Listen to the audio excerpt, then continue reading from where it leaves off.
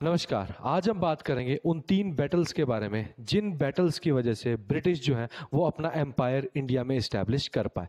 तो सबसे पहली जो बैटल है वो हुई 1612 में। 1612 की जो बैटल है इसे बोलते हैं बैटल ऑफ स्वाली।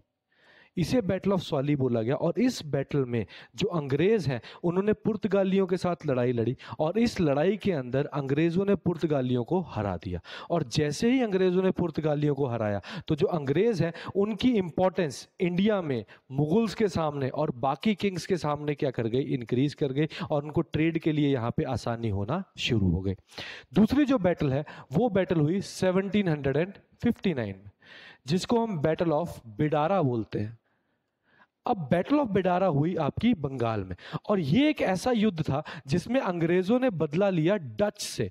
डच जो थे उन्होंने अंग्रेजों को इंडोनेशिया से बाहर खदेड़ा था, तो इसी तरह अंग्रेजों ने डच को इंडिया से बाहर क्या किया, खदेड़ा। और उसके बाद जो अंग्रेज है उनका कंट्रोल पूरे एरिया के ऊपर हो गया। तीसरी जो बैटल है वो हुई 1760 में,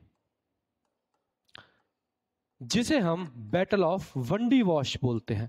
बैटल ऑफ वंडी वॉश के अंदर जो ब्रिटिश हैं उन्होंने फ्रेंच को हराया और जैसे ही ब्रिटिश ने फ्रेंच की पावर को 1760 में हराया उसके बाद ब्रिटिश को टक्कर देने के लिए कोई भी यूरोपियन पावर जो है वो इंडिया में नहीं बची। और यही वो समय था, 1760 का वो समय था जिसके बाद जो अंग्रेज हैं उनकी जो हुकूमत थी वो भारत देश में इतनी जबरदस्त तरीके से हो गई कि कोई भी और पावर उनको जो है वो आगे बढ़ने से नहीं रोक पाई। आई होप आपको समझ आया होगा। धन्यवाद।